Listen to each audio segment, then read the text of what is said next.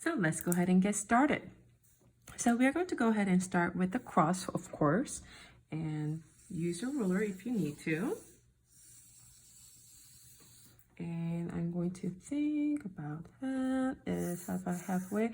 I don't use a ruler because I feel like this doesn't need to be really straight. Okay, it just needs to create 4 different quadrants. Once we are here, let's go ahead and create an outer layer. You can also do this with your printout or on your iPad if you like. The purpose of it is to get the basic shape of your face. So about halfway point, 1, 2, that's about where his face starts to the right here. And again, halfway point, oh, actually this space is a little bit larger. So I'm going to think about that and cut it in half and move it to the right. Now from here, I'm going to go ahead and divide this into half. That sort of gives us pretty good space. And this one, I think I can make 1, 2, 3. So this is his hairline.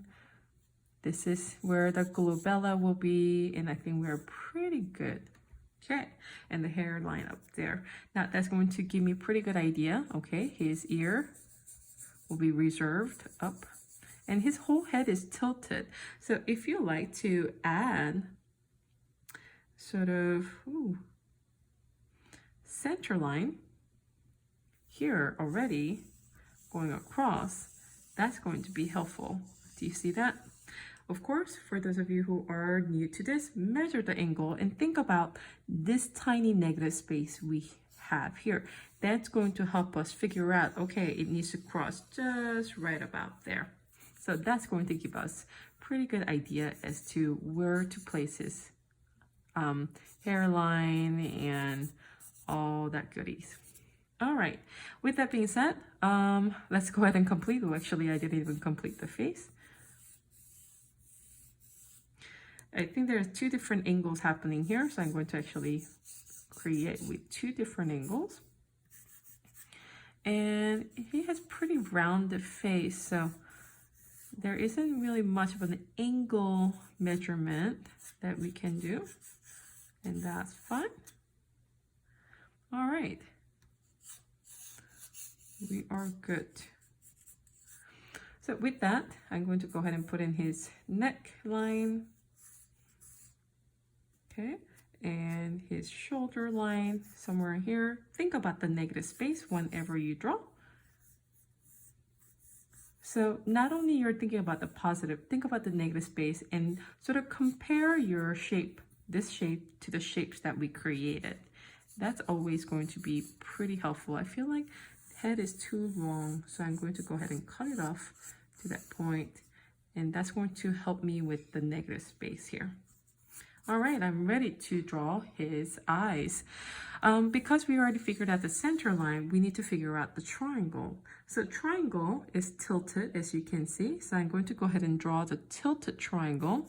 It's actually perpendicular to the center line. And I'll say, draw another triangle here, but notice this shape. Make sure you cross at a similar space, making a similar shape. And I think that's pretty good. And that tells me, okay, his eyes cannot reach beyond that point. All right, so his eyes are going to be here.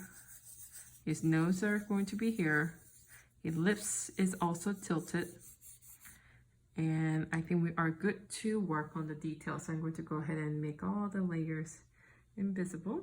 And let's go ahead and get started. All right, so tear duct, it's about, let's say, 1, 2, 3. Do you see that? So I'm going to give it pretty good spacing. We already know we cannot reach beyond that, so I'm just dividing it into 3 spaces. And we're going to go ahead and start with the tear duct. Actually, tear duct goes up, as you can see. Goes up. Oops. Excuse me. It goes up a little bit. So we are going to make the lines of a tear duct go up, and it swoops down to meet that angle. And it rotates around, it goes up, and down. If you need to do the measurement, this would be good time to do that. Now, I see a little bit of lower part of top portion of a lower eyelid and not so much on the top. And I see his majority of his pupil is covered with the top half of the eyelids. And I'm going to go ahead and work on double eyelids here. Okay, and I'm going to go ahead and do the same thing here.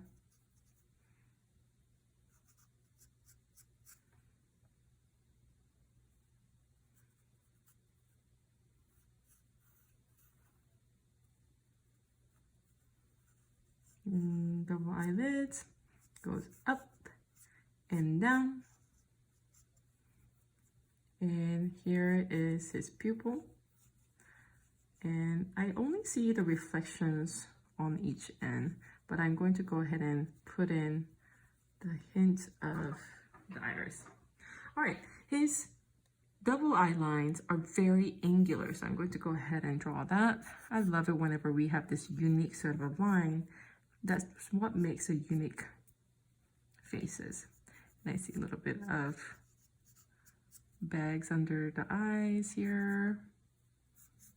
I think he's British actor. I remember seeing one of the dramas made by him, but I don't really remember his name. I'll look it up afterward.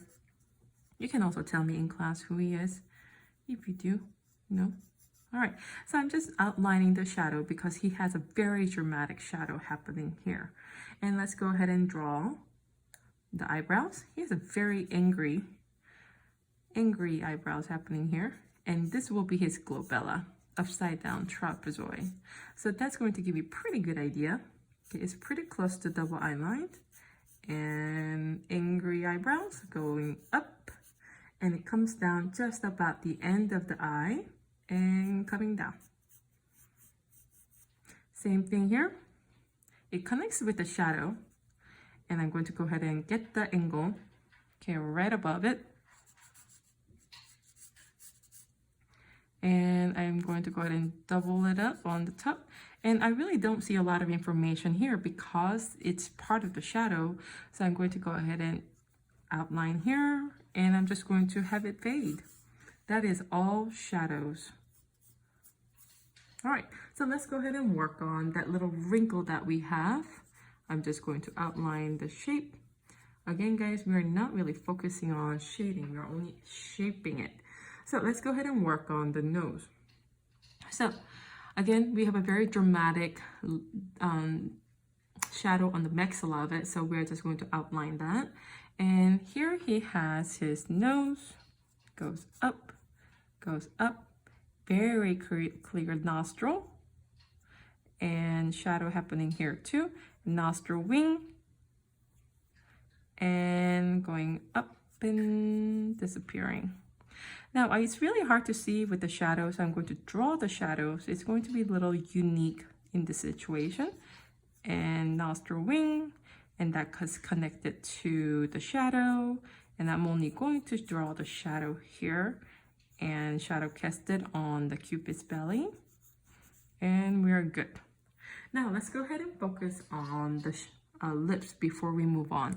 If you sort of look at his lips, and connect the tip of the tip here, definitely lower lips swoops down and it's at an angle, and we already figured that out. But we do have to figure out how far we need to go.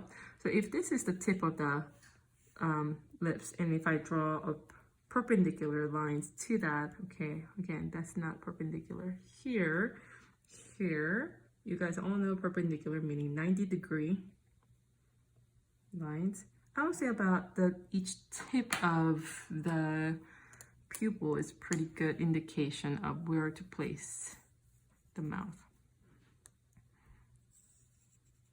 Okay, and the center of the mouth is here, and it definitely goes below. So with that being said, let's go ahead and erase this section, and I'm going to go ahead and start drawing the bottom part of the upper lips. Here's the nose, very clear indication of the nose. And I'm going to go ahead and draw the Cupid's belly. and there's a pretty clear split here and straight line, and I feel like lower lips is a little bit thicker, so I'm going to keep that in mind and have it go up and disappear. Now, what do we do with the mustaches? We just outline the mustache here. So I'm just going to outline here, another outline here. Okay, and I really don't see a lot of shadow. I mean, a lot of mustache indication because of the darkness. I'm going to go ahead and draw this much shadow and very clear shadow here, and I see the angle and outline of his mustache here. We are good, and let's go ahead and focus on his ears.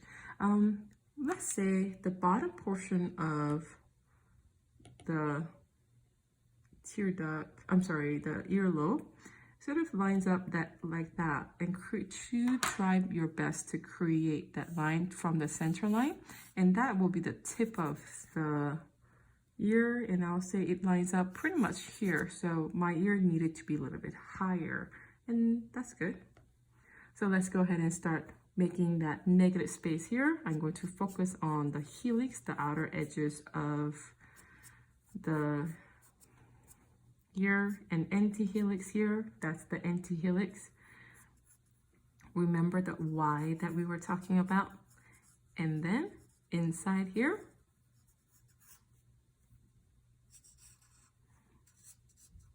and we can go ahead and start making, ooh, has a very clean cut line, and all this information sort of disappears, and I see a few wrinkles that I'm going to go ahead and put in, and it goes out and it goes in, and I'm starting to see the angles that I didn't see before, and it's really hard to see on the other side, so I'm going to only work on the shadows of it.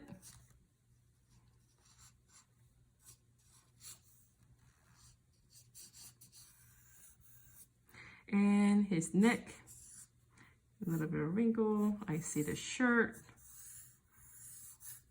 and